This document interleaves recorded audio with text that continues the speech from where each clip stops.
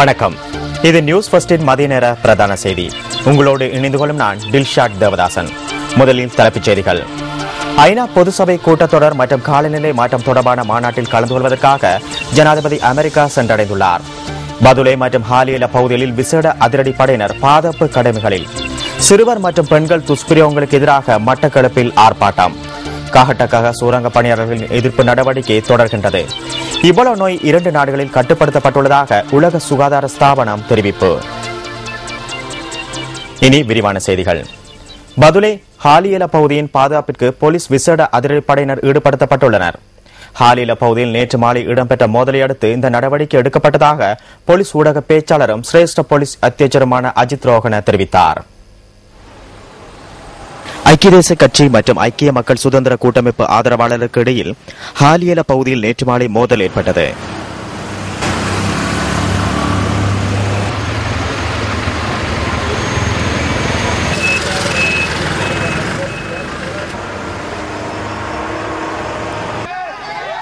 இந்த மோதலில் வாகனங்கள் சிலவற்றுக்கு சேதம் ஏற்பட்டிருந்ததாக போலீஸ் ஊடக பேச்சாளர் குறிப்பிட்டார். மோதல் தொடர்பான தகவல்களை சேகரிக்க சென்ற நியூஸ் ஃபர்ஸ்ட் பிராந்திய செய்தியாளர் சந்தன குறுப்பு ஆராய்ச்சி மீது சிலர் நடத்திய தாக்குதலில் காயமடைந்து வைத்தியசாலையில் அனுமதிக்கப்பட்டுள்ளார்.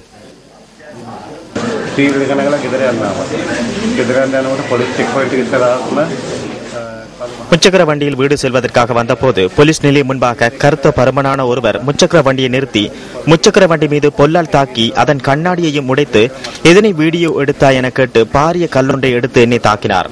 வாயால் இரத்தம் வந்தது. அப்போது இரத்தத்தை துடைத்துக் கொண்டு அங்கிருந்து சுமார் 1 கிலோமீட்டர் தூரத்தில் உள்ள எனது வீட்டிற்கு ஓடி சென்றேன். வழி முழுவதும் இரத்தம்.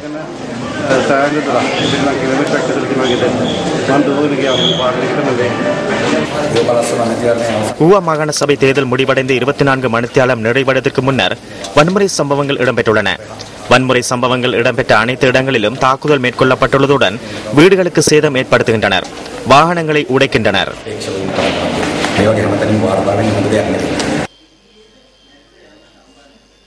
மோதலின் போது காயமடைந்த நியூஸ் ஃபர்ஸ்ட் பிராந்திய செய்தியாளர் சந்தன குறுப்பு ஆராய்ச்சி மேலதிக சிகிச்சைகளுக்காக கொழும்பு தனியார் வைத்தியசாலைக்கு நேற்றிரவு அழைத்து வரப்பட்டார்.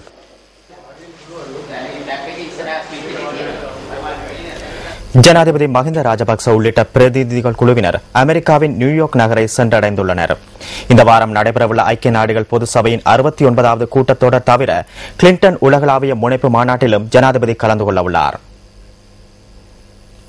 நியூயார்க் சென்றுள்ள ஜனாதிபதி மஹிந்த ராஜபக்ச உள்ளிட்ட பிரதிநிதிகள் குழுவினரை வரவேற்கும் நிகழ்வில் மனித உரிமைகள் ஆணைக்குழுவின் இலங்கைக்கான நிரந்தர வதிவிட பிரதிநிதி கலாநிதி பாலித்த கோஹன, அமெரிக்காவுக்கான இலங்கை உயர்ஸ்தானிகர் பிரசாத் காரியவசம் மற்றும் ஐக்கிய நாடுகளுக்கான நிரந்தர வதிவிட பிரதிநிதிகள் காரியாலயத்தின் உத்தியோகத்தர்கள் ஆகியோர் கலந்து கொண்டிருந்தனர்.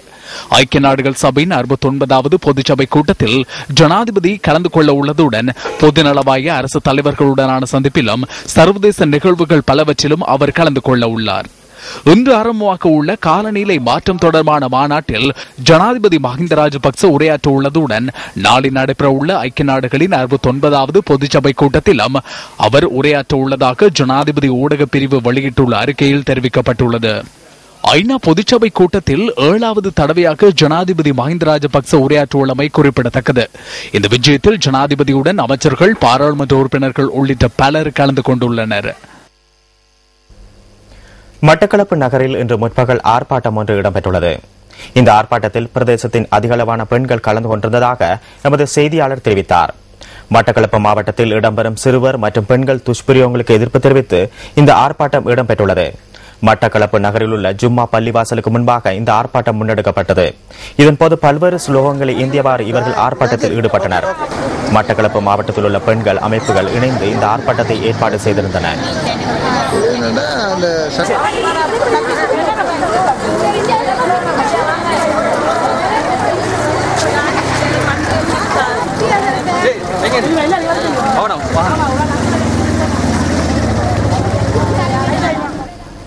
குருநாகல் கஹட்ட காரிய சுரங்கத்தில் பணிபுரியும் ஊழியர்கள் 1100 அடி ஆழத்தில் ஆரம்பித்துள்ள எதிர்ப்பு நடவடிக்கை இன்றும் தொடர்கின்றது.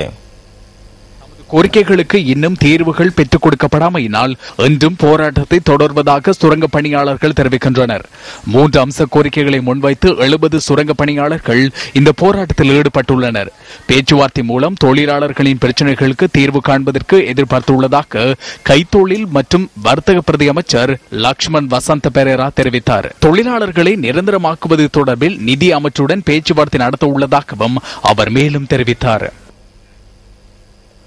யாழ்ப்பாணம் வலி தென்மேற்கு பிரதேச சபைக்குட்பட்ட வடலியடப்பு கிராமத்தில் உள்ள பிரதான வீதியை புனரமைத்து தருமாறு பிரதேச மக்கள் கோரிக்கை விடுக்கின்றனர்.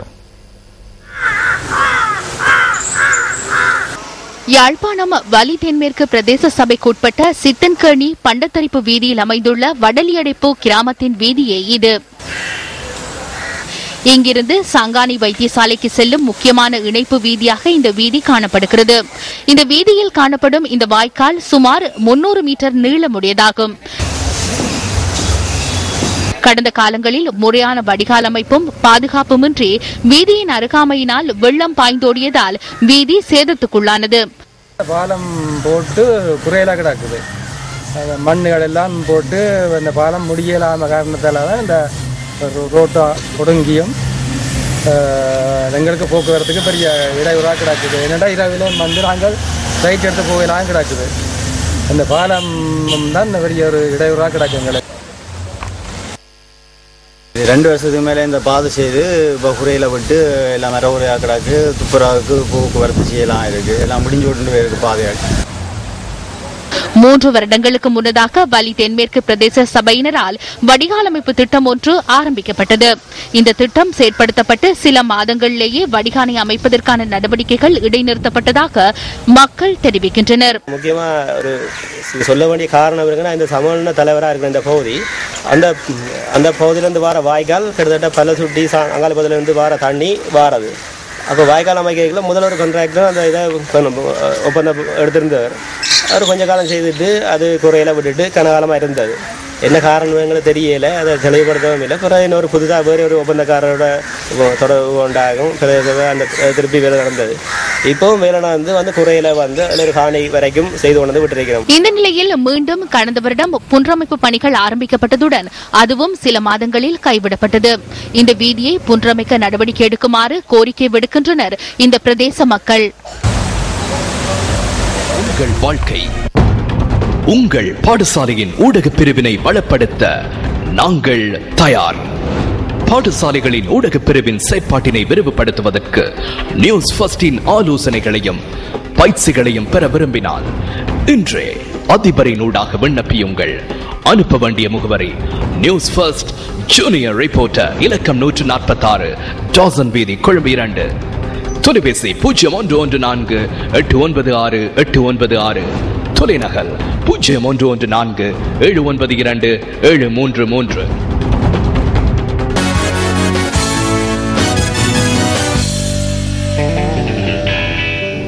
தொடர்வது விளையாட்டுச் செய்திகள். ஆசிய விளையாட்டு விழாவில் இலங்கை மற்றும் ஹாங்காங் மகளிர் அணிகளுக்கு இடையிலான கிரிக்கெட் போட்டியின் காலிறுதி ஆட்டம் தற்போது நடைபெற்று வருகின்றது. போட்டியில் முதலில் துடுப்படுத்தாடிய இலங்கை அணி 15 ஓவர்கள் நிறைவில் 3 விக்கெட்டுகளை இழந்து 99 ஓட்டங்களை பெற்றுள்ளது. இதேவேளை ஆசிய விளையாட்டு விழாவின் ஆடவர் ஹாக்கி போட்டியில் சீன அணிக்கு எதிரான போட்டியில் இலங்கை அணி தோல்வியடைந்துள்ளது.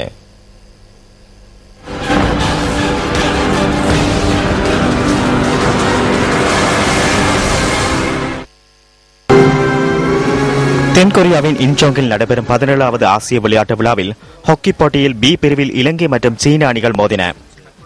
போட்டியின் முதல் பாதியில் கோல் ஒன்றை போட்ட சீன அணி முதல் பாதி நிறைவில் 2-0 என்ற கோல்கள் அடிப்படையில் முன்னிலை வகித்தது.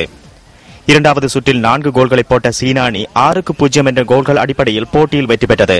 முதல் சுற்றில் பாகிஸ்தான் மற்றும் இந்திய அணிகளுக்கு எதிரான 2 போட்டிகளில் தோல்வியடைந்த இலங்கை அணி ஓமானுக்கு எதிராக முதல் சுற்றின் இறுதிப் போட்டியில் விளையாட உள்ளமை குறிப்பிடத்தக்கது.